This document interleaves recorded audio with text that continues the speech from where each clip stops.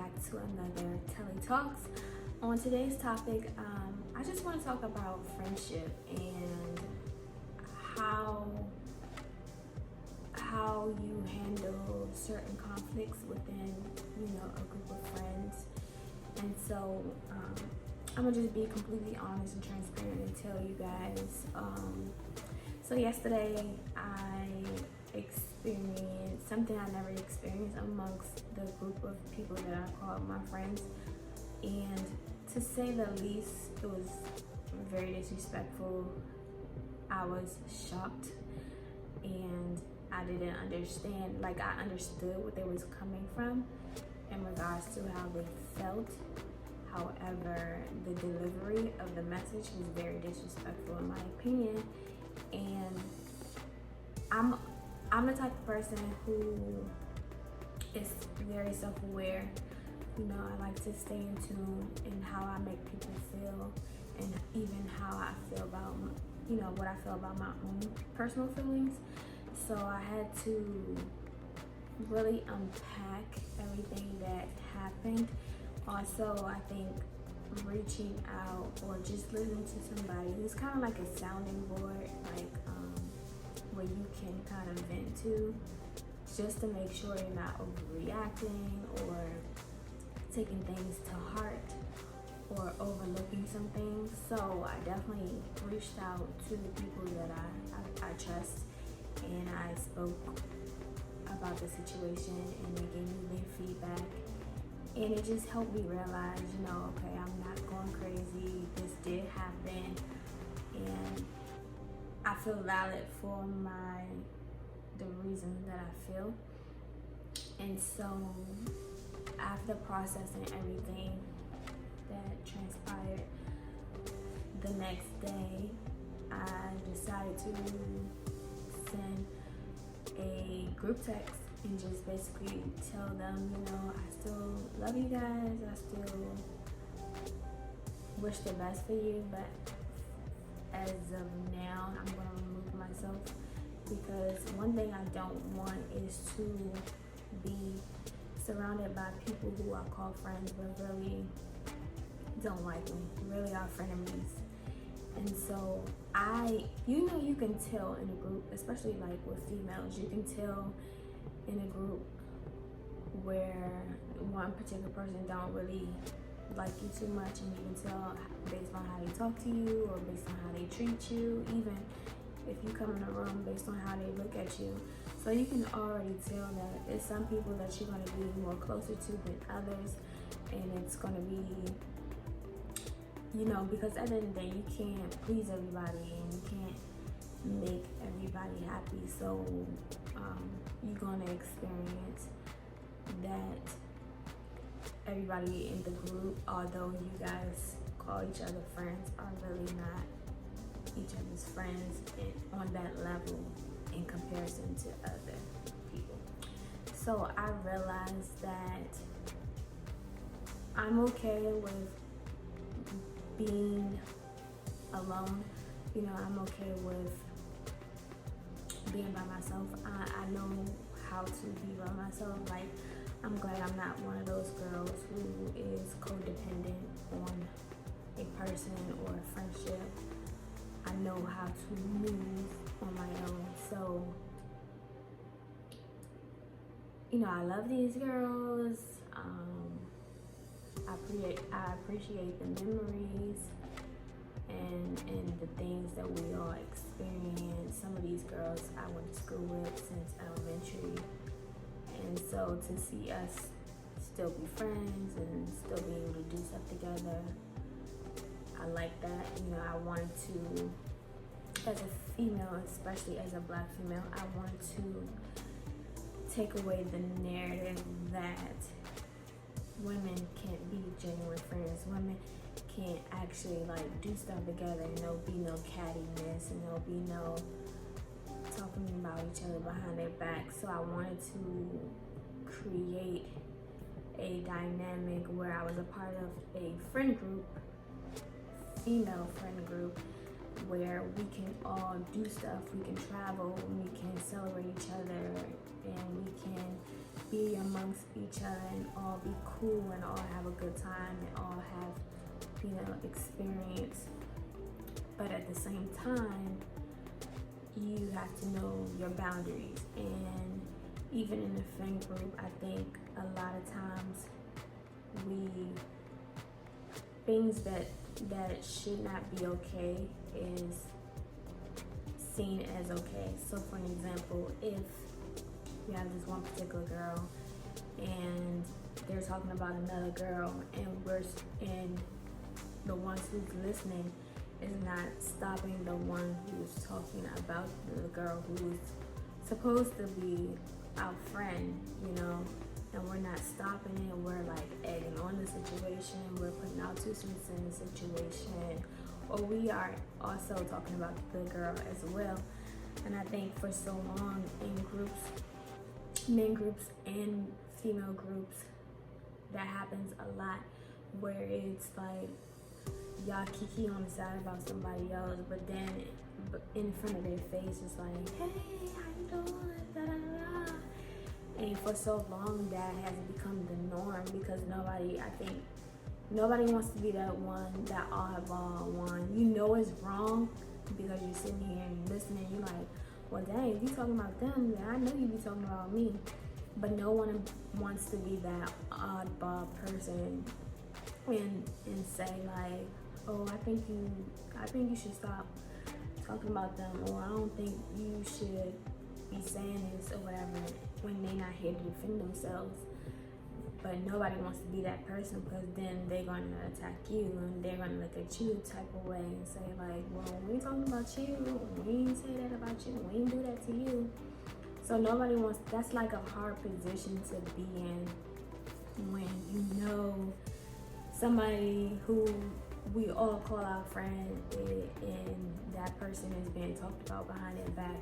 So that's kind of like a hard position to be in when you don't know, like, should I say something, should I not say something? So most of the times we are on the side of not saying nothing, because again, you don't want to be the person who's being targeted next. And so I think for me, I'm the type of person that even the hardest, I don't like confrontation. I like peace.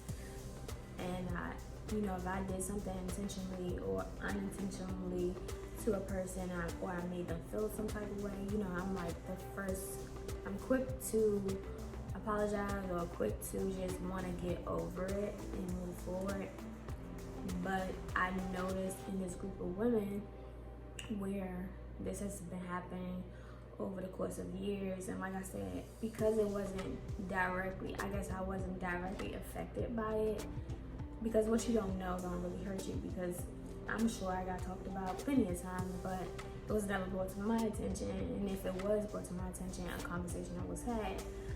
But I think seeing that and getting older and understanding like what true friendship is, that's not something I want to be around. That's not a group of people that I want to call my friend, because if I'm calling you my friend, that means I trust you. I trust you with my secrets. I trust you with my life.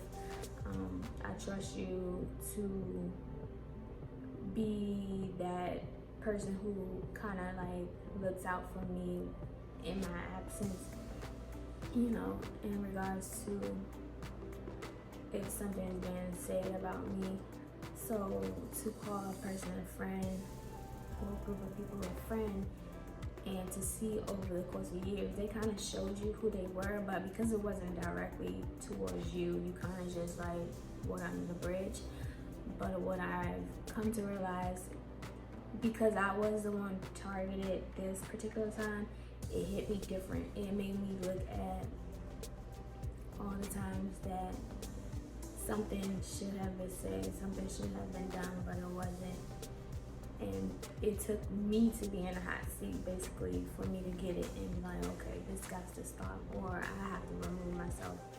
And so I have decided to remove myself. Like I said, I've known some of these girls since elementary, and that's a long time to, befriend a person and do things with them and stuff like that. So I don't take the friendship lightly. You know, I don't want to just be like throw you away, but at the same time, I think it's important to create boundaries. You know, not boundaries are not just for a relationship. It's for friendship as well. It's for friendships as well. So if you don't create those boundaries and you don't set those things like what you're willing to be okay with and what you're not willing, and if whoever don't respect your space, your peace, your boundaries, then you can't be a part of this group, or you can't associate with certain people. And so that's basically, you know, where I'm at this point in my life, to remove myself, so that way that one, I won't be blamed for anything else, and then mostly two, because I know the dynamic of this friend group and how they operate, and it's just like, I'm over the fakeness, you know. I can't, you can only be fake for so long, you can only hush for so long, you can only not stand up for yourself and completely be out there on your own, stand on your own, even if you don't have the support of anybody else. So this is where I'm at, and it just goes to show you that people who call you their friend, you just gotta check their character. You have to check how they move, how they talk about you, how they come at you, because I think that even as a friend, if you guys don't agree on something, it's still a level of respect. Like, I can still come to you and say, you know, you made me feel this way, or I didn't appreciate what you did or what you said, but it's not like I'm, you know, trying to attack you or attack your character or just make you out to be a bad person or make other people hate you or anything like that. I think understanding that a friendship is going to experience leaps and bounds, ups and downs, but it's how you handle those things, it's how you handle those situations that makes the difference, and it allows you to really withstand a longevity in the friendship, the relationship, or whatever it is. And so I just want to bring that to the forefront, because since it's so fresh in my head, I just decided, I was like, hey, this is something to talk about. But yeah, just check your circle. Make sure the people that you call your friend are really friends to you. Also, make sure you be a friend to them, because it's always easy to point the finger and say, well, you ain't do this, and you ain't say that, and da da da. But you also have to be accountable for the part that you play as well.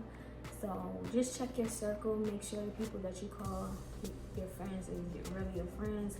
Make sure you're being a good friend as well, and just setting your boundaries in your friendships, in your relationships. Setting your boundaries is so important, because I think if